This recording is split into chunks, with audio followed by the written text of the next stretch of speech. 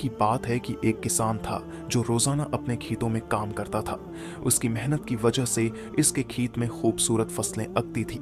एक दिन किसान ने देखा कि इसके खेत में कुछ चिड़ियां आकर फसलों के दाने चग रही हैं। इसने सोचा कि अगर उसने उन चिड़ियों को न रोका तो वो उसकी सारी फसल बर्बाद कर देंगी। किसान ने जाल बिछाने का फैसला किया ताकि वो चिड़ियों को पकड़ सके।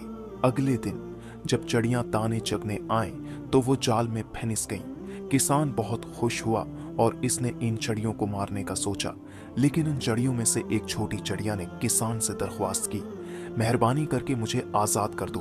मैं अभी छोटी हूं और मेरा कोई कसूर नहीं। अगर आप मुझे छोड़ देंगे तो मैं आपका शुक्रिया अदा करूंगी और आपको अच्छा दोस्त मानूंगी।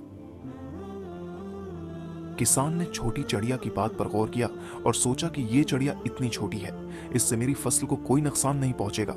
लिहाजा उसने राम दिल्ली से छोटी चिड़िया को आजाद कर दिया। चंद दिन बाद किसान ने देखा कि इसके खेत में बड़े पैमाने पर टिड्डियां हमला आवर हो रही हैं और फसल को नुकसान पहुंचा रही हैं।